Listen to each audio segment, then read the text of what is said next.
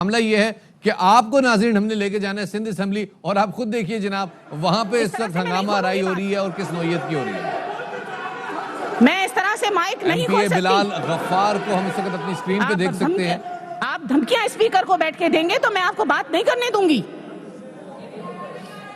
Rules پہ چلیں آپ لوگ، رولز پہ چلیں۔ تب تک بات نہیں کرنے دیں گے۔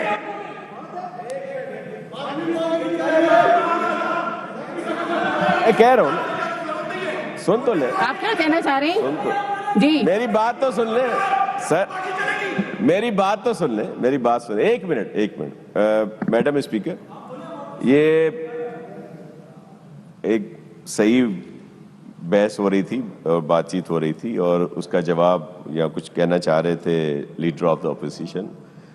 میں سب یہ ریکویسٹ کروں گا کہ جو انہوں نے کہا ہے وہ اپنے الفاظ واپس بھی لیں، اس پر چیئر سے معذرت بھی کریں۔ آپ جوش جذبات میں، آپ کے جذبات ہیں، ہمیں ان کی قدر ہے، لیکن یہ ضرور کہیں کہ یہ اس حال کا، اس ڈیکورم ہمارے نمائندے ارباب چانڈیو ہمارے ساتھ موجود ہیں، ان سے جان لیتے ہیں۔ ارباب چانڈیو صاحب، کیا ہوا؟ کیوں بلال غفار صاحب کو اور علیم عادل شیخ کو ہم چیختا ہوا دیکھ رہے تھے؟ جی یہ چیخیں تو نکلیں گی، کیونکہ آج جو ہے یہاں پر گستاخانہ خاکوں کے حوالے سے سندھ اسمبلی میں متفقہ طور پر قرارداد منظور کی۔ اس کے بعد جو ہے وہ قاسم فخری، جو جن کا تعلق تحریک لبیک سے ہے، انہوں نے یہاں پر خطاب کیا، اور انہوں نے یہاں جو ہے پی ٹی آئی سرکار اور دیگر ان سرکاروں کو جنہوں نے ان پر تشدد کیا، فائرنگ کی، یا جنہوں نے دھرنے منتشر کرایا، اس پر تنقید کی۔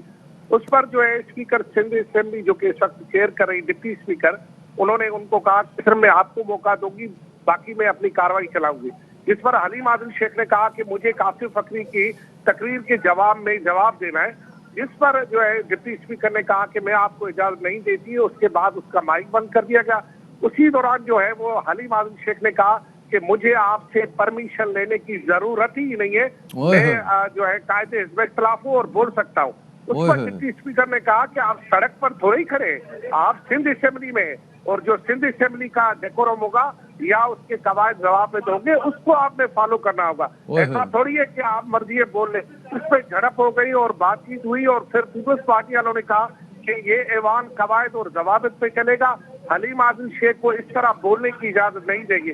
اسی دوران قاسم فخری جو کہ ٹی ایل پی کے تھے، وہ لبیک لبیک کے مسلسل نعرے لگا رہے تھے، اور اسی دوران جو ان کی نعرے بازی بھی چل رہی تھی، پی ٹی آئی والوں کا ہنگامہ بھی چل رہا تھا، اور ڈپٹی اسپیکر اور ان کے درمیان سخت جملوں کا تبادلہ بھی ہو رہا تھا۔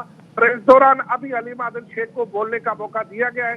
یہ آپ ساری جو صورتحال بتا رہے ہیں، یہ سمجھ میں نہیں آ رہی کہ یہ سندھ اسمبلی کے اجلاس میں اچانک کیوں نعرے لگنے شروع ہوئے اور کس طرح یہ معاملہ آگے بڑھ رہا ہے۔ لیکن خیر، آپ نے اس سلسلے میں آگاہ کیا۔ ارباب چانڈیو، بہت شکریہ آپ کا تفصیلات سے آگاہ کرنے کے لیے۔